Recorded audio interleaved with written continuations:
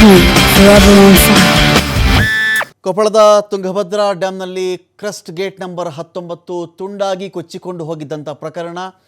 TMC ಗಟ್ಟಲೆ ನೀರು ಹರಿದು ಹೋಯಿತು. ಆ ಒಂದು ನೀರನ್ನು ನಂತರ ಇರ್ತಕ್ಕಂಥ ನೀರನ್ನಾದರೂ ನಾವು ಉಳಿಸ್ಕೊಳ್ಳಬೇಕು ಎನ್ನುವ ಪ್ರಯತ್ನ ನಿರಂತರವಾಗಿ ಸಾಗ್ತಾ ಇದೆ. ಆ ಒಂದು ವಿಚಾರದಲ್ಲಿ ಮೊಟ್ಟ ಮೊದಲ ಶುಭ ಸುದ್ದಿ ಅಥವಾ ಗುಡ್ ನ್ಯೂಸ್ ಆಚೆ ಬರ್ತಾ ಇದೆ. ಅಲ್ಲಿಂದ 19ನೇ ಗೇಟ್ಗೆ ಯಶಸ್ವಿಯಾಗಿ ಸ್ಟಾಪ್ ಲಾ ಗೇಟನ್ನು ಅಳವಡಿಸಿದ್ದಾರೆ ಅಧಿಕಾರಿಗಳು.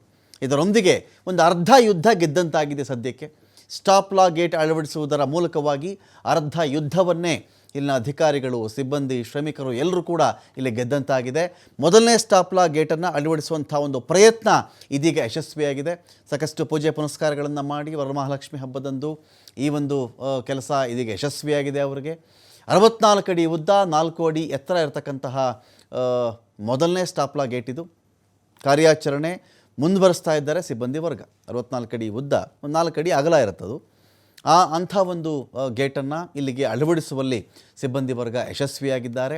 ಈ ಮೂಲಕವಾಗಿ ಒಂದು ನಂಬಿಕೆ ಶುರುವಾಯಿತು ಅವರಿಗೆ. ಓಹೋ, ಇನ್ನು ಉಳಿದ ಹಂತಗಳಲ್ಲಿ ನಾವು ಇದೇ ರೀತಿಯಲ್ಲಿ ಸ್ಟಾಪ್ ಲಾ ಗೇಟ್ಗಳನ್ನು ಅಳವಡಿಸ್ತಾ ಬಂದರೆ ಆಗ ತುಂಗಭದ್ರಾದಿಂದ ಹರಿದು ಹೋಗ್ತಾ ಇರ್ತಕ್ಕಂಥ ನೀರು, ಈ ಒಂದು ಡ್ಯಾಮ್ನಿಂದ ಹರಿದು ಹೋಗ್ತಾ ಇರ್ತಕ್ಕಂಥ ನೀರನ್ನು ನಾವು ಸ್ಟಾಪ್ ಮಾಡಬಹುದು. ರೈತರಿಗೆ ಬೆಳೆ ಬೆಳೆಯೋದಕ್ಕೆ ಅವರಿಗೆ ನೀರು ಬೇಕಲ್ವಾ, ಆ ನೀರನ್ನು ಉಳಿಸಬಹುದು ಅನ್ನೋ ಒಂದು ನಂಬಿಕೆ ಅಂತೂ ಆಚೆ ಬಂದಿದೆ. ಅಂದರೆ ಏನಾಗುತ್ತೆ, ಅಕಸ್ಮಾತ್ ಈ ದಿನಕ್ಕೋ 2 ದಿನಕ್ಕೋ 3 ದಿನದ ಒಳಗಾಗಿಯೋ ಒಂದು ವೇಳೆ ಗೇಟನ್ನು ಅಳವಡಿಸಿ ನೀರು ಆಚೆ ಹೋಗುವುದನ್ನು ಸ್ಟಾಪ್ ಮಾಡಿದ್ರು ಅಂತ ಅಂದ್ಕೊಳ್ಳಿ. ಇನ್ನೂ ಕೂಡ ನಾವಿನ್ನು ಆಗಸ್ಟಲ್ಲಿದ್ದೀವಿ. ಸೆಪ್ಟೆಂಬರ್ ಎಂಡ್ವರೆಗೂ ಕೂಡ ಒಂದು ಹಂತಕ್ಕೆ ಒಂದು ಮಳೆ ಇರುತ್ತೆ.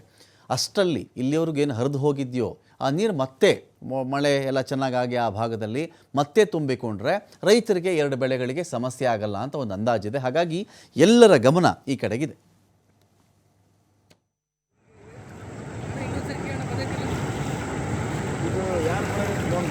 ಕತ್ಲಲ್ಲಿ ಕಾರ್ಯಾಚರಣೆಗೆ ಮುಂದಾದ ಕನ್ನಯ್ಯನಾಡು ಇಳಿಸಿದ್ರಿ ಸರ್. ಇಲ್ಲ ರಿಮೂವ್ ಮಾಡಿದ್ದು ಕೈ ವಾಕ ಏನು